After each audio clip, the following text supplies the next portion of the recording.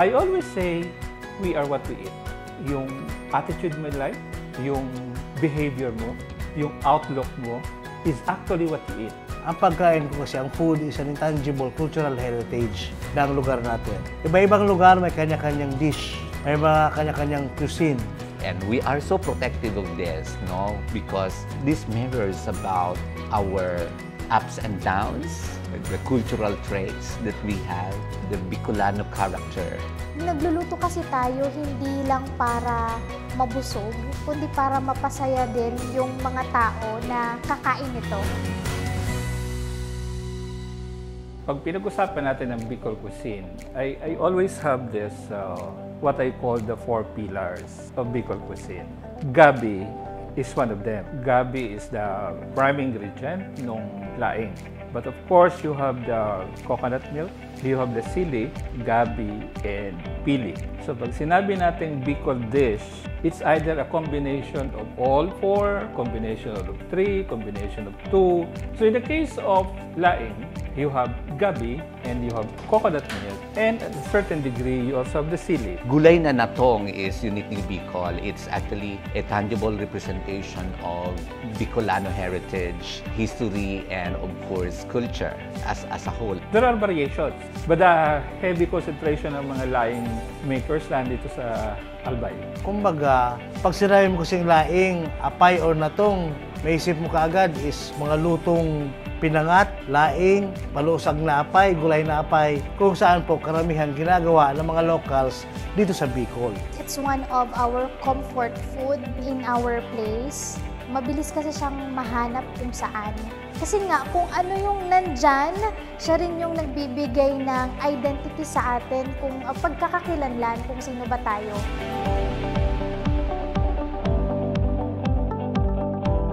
May nakita tayo sa social media, nagluto ng laing, hindi from Bicol, and then marami nag-comment. Kasi nakita ng mga Bicolanos na mali yung steps. So may epekto yun sa na-meat o siram o sa taste ng linuluto.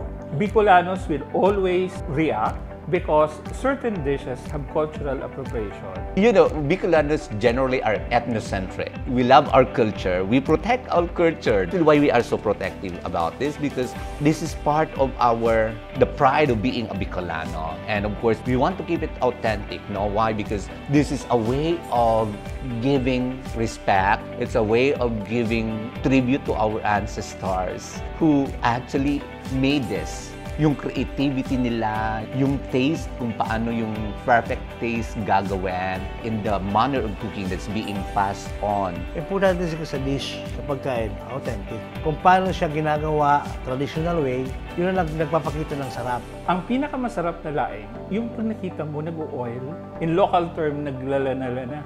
That means it was done and cooked right. And it takes time. Even the drying itself ng dahon, it takes time. So what does it show? It shows that Albayanos generally are so patient, are so dedicated. Hindi naman perfectionist, but as much as possible, they want to do things right. And that generally is the attitude of Albayanos and Bicolanos. So generally, we use dried gabi leaf.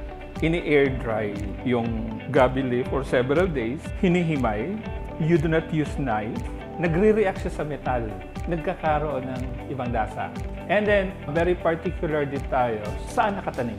Pag ang gabi tumubo sa isang area na may stagnant water, more likely than not, makati yun. You want that water to be free-flowing. Kaya nga ang pinakamasarap na gabi na gagamitin sa laing, yung mga nandyan sa paanan ng mayon, flowing, dumadaan, so nakukuha niya yung ibang mga minerals. At the same time, it's free-flowing. It's actually very important in terms of resilience among Bicolanos, particularly, of course, I would say about Albayanos. As we all know, natural calamities or even disasters is actually experienced in the Bicol region yearly. And you know, natong is actually important in that survival and also in building that resilience among Bicolanos and Albayanos in particular, because the dahon ng gabi, siya ang parang sumasalba doon sa oras na walang makain, kulang ang pagkain sa Bicol, lalo na after a calamity like a devastating typhoon. Why? Because what is the characteristic of taro or natong, apay, gabi in Bicol?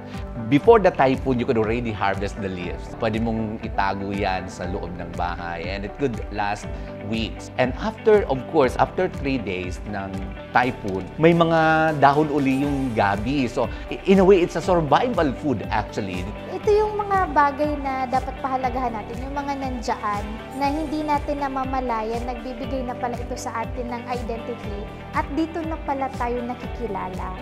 Pero accept na natin na darating ang panahon, may mga evolvement sa pagkain. We cannot stop. These are part of the change. So, ang point is, saan tayo papasok para mas lalo tayong makilala dito sa diversities na ito na nangyayari.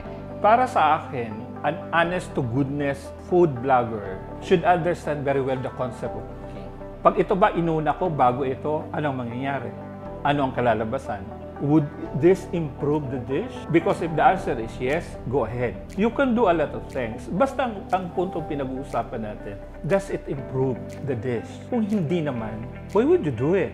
Pero ang pinaka-importante, hindi mawala yung traditional way of cooking, authenticity, and sirap. Na pag tinikman pa lang, ay lutong Bicol ito. So siguro, collectively mag-agree tayo. Paano natin itong tangible representation natin as Bicolano ay mapoprotect? One is preservation, meaning yung mga sinaunang pagluluto. You have to keep it para matikman, matutunan ng new generation. But the other important part is also innovation.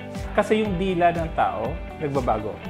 There are modern advancements that can make something existing into something better.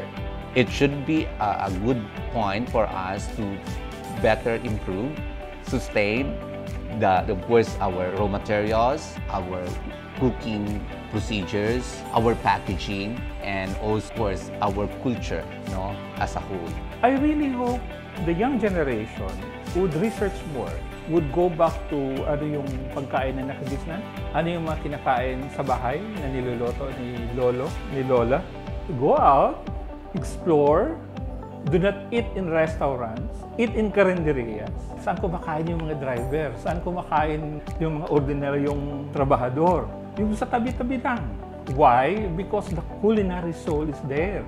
So, hindi lang ito simpleng pagulay. It's about survival. And also, it's about our creativity and our personal experiences and our resources. It's beyond being protected. It's about us as Bicolanos.